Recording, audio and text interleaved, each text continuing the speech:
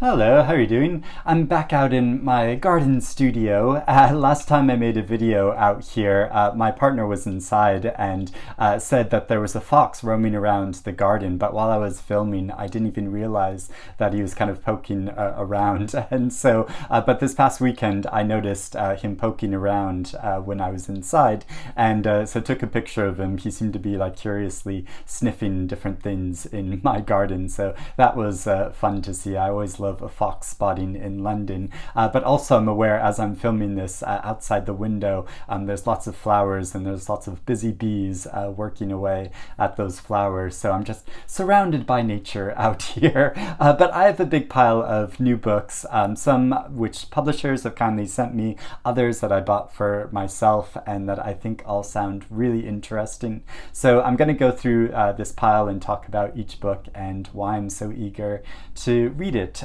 So starting off with Fight Night by Miriam Toews, which that is how you pronounce it, right? Miriam Toews, because weirdly this past weekend I was on BBC Radio 4's Open Book program talking about influencers and publishing, and the presenter at one point started talking about Miriam Toews and wasn't sure how to pronounce it, but was definitely pronouncing it wrong. So I think it is Miriam Toews. I said to him, and but so I hope I didn't mislead him in talking about the program. But anyway, I'm so excited about this her new novel because I loved her previous novel, Women Talking, and I've been meaning to read more of her back catalog. And this novel, I think it's about a girl that is being educated by her grandmother because her mother is busy and otherwise occupied, but her grandmother seems a bit eccentric and funny in the way that she goes about teaching her granddaughter, and that sounds like such a good premise for a story and one that I would totally love. So yeah, I'm really looking forward to reading this. Sidekick by Benjamin Markovits, and I don't think I've ever read anything by this author before, but I have a few of his books on my shelves and I've been meaning to get to them, but not read them yet. But maybe I'll start with this new novel because he's written a dozen or so books before. And this novel is about two boys that go to high school together and try out for their high school basketball team, and it follows them throughout their lives as one of them becomes a very successful basketball player and the other one becomes a sports journalist. And it's about how their connection with each other and friendship and how their relationship to each other changes over time, but also about what this huge fame does to one of these boys, and how it changes his life. Scattered All Over the Earth by Yoko Tawada, and this is another author that I've been meaning to read for quite a while. Her previous two books that have been translated into English I've been wanting to get to, and this novel has such a fascinating premise and such a great cover. So it's set in a future where Japan is underwater, and so the country doesn't exist anymore, and its inhabitants have scattered over the earth. And it's about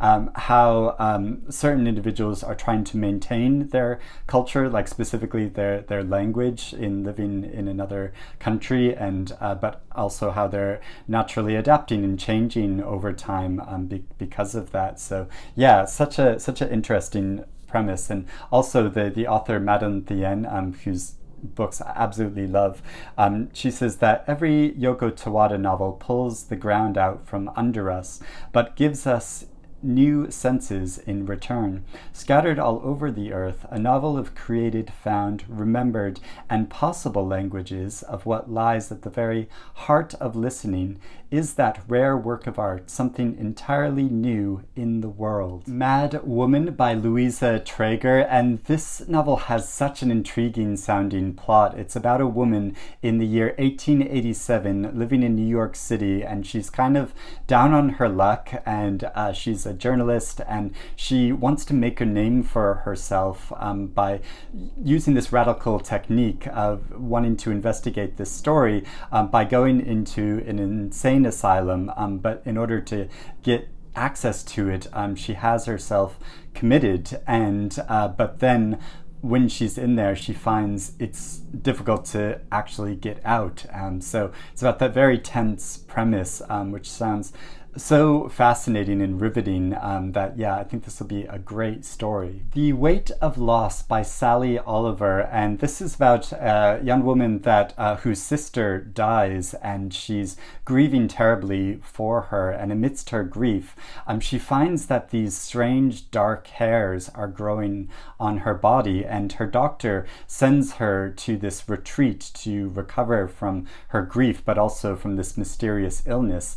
But everything isn't as it seems at this retreat, and as she's there, strange things start occurring, and she notices strange things about the other inhabitants of this retreat. So it sounds like a really intriguing story. Next, because it is Pride Month, I have a couple of queer books that I'd really like to read specifically for that. So first off, there's Solo Dance by Lee Kotomi, and this is a novel about a young woman originally from Taiwan who goes to live in Japan and becomes an office worker there. But while she's there, she's feels forced to hide aspects of her sexuality, but also her past and why she moved there. So it's about her journey struggling through modern life in Japan. Nevada by Imogen, Binnie, and this is a novel which was originally published in America in 2013, but has never been published here in the UK, so it's being published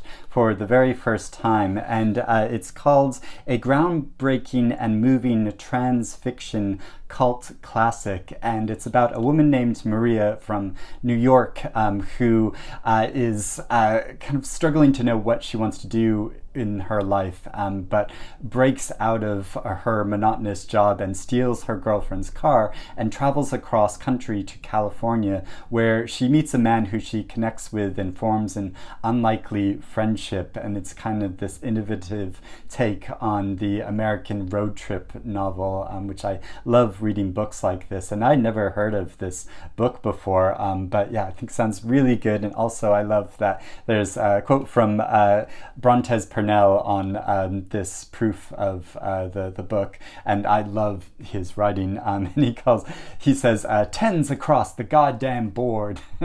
Next I have a graphic novel, and I've been wanting to read more graphic fiction, but yeah, this is called The Con Artists by Luke Healy, and it's about a man that gets hit by a bus, and so his friend moves in with him to help him recover. But as his friend is staying with him, he realizes that everything about his friend's life isn't as it appears to be, as he's been presenting himself on social media. So I think it's sort of dealing and grappling with this ways in which we kind of present ourselves, and this artifice to modern experience in relation to our actual private and real experience. Then I have a poetry collection which I'm so excited about because I'm a quiet person, and so this sounds very true to my personality and close to my heart, which it's called Quiet by Victoria Adukwei Bulley.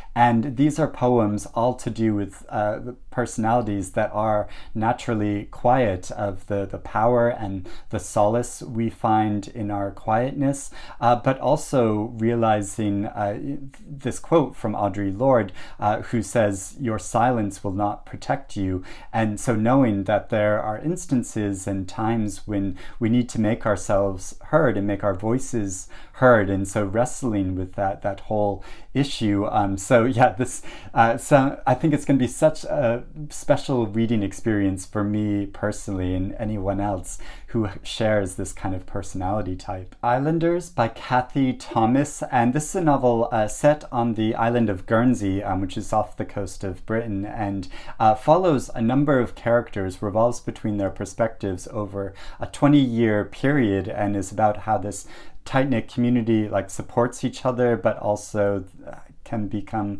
so insulated, and that there's dangers associated with that as well. So kind of the duality of that small town community experience that is isolated from the larger society. And I've not heard of this author before, and it doesn't say that was specifically born or lived in Ireland, although a lot of Irish writers have given quotes for this book. So there's Sarah Baum on the cover, but also the writers Michelle Gallen and Emer Ryan and Neem Campbell. So yeah, I assume this author has something to do with Ireland because of those reasons, or has lived or worked there. But yeah, it's set on the island of Guernsey. Then I have a nonfiction book by James Vincent called Beyond Measure: The Hidden History of Measurement, which seems like a kind of odd subject matter for nonfiction, but is looking at the history of different forms of measurements and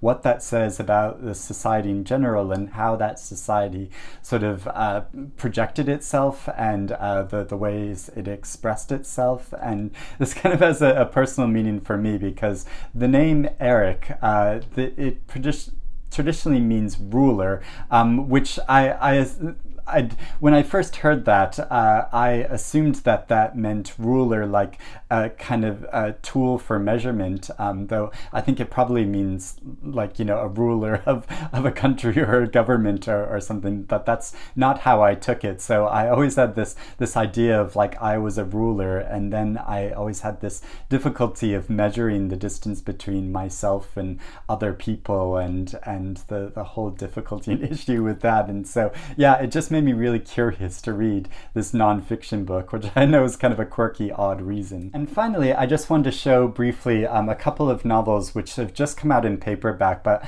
I loved both of these books. And they have really lovely paperback covers, and the publishers sent me copies of them. So just give me another chance to shout out about them. And if you, the type of person that doesn't like buying books in hardback because they're quite expensive, then these are now out in paperback, and I'd really recommend them.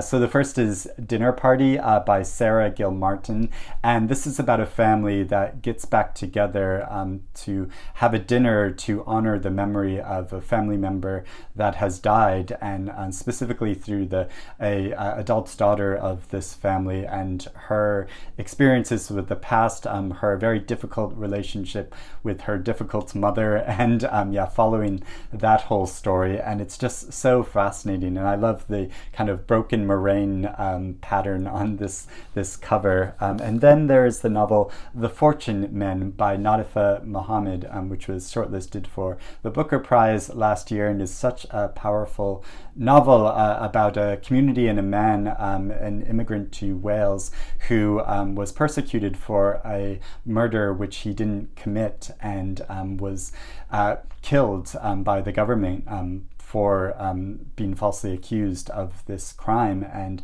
so following his story, but also the story of this community, and looking at all these issues to do with the ways that that, like with the other book, about the ways that these communities can support each other, but also the way they can turn upon each other in times of strife and crisis like this. So it's a very powerful story. Another book that I'd really highly recommend. So let me know if you have read any of these books, or if you're interested in reading any of these books. Let me know in the comments below, and we can have a chat about it. Or if you've got any new books recently that you're really excited about, please let me know about that as well. But I hope you're doing well and reading good things.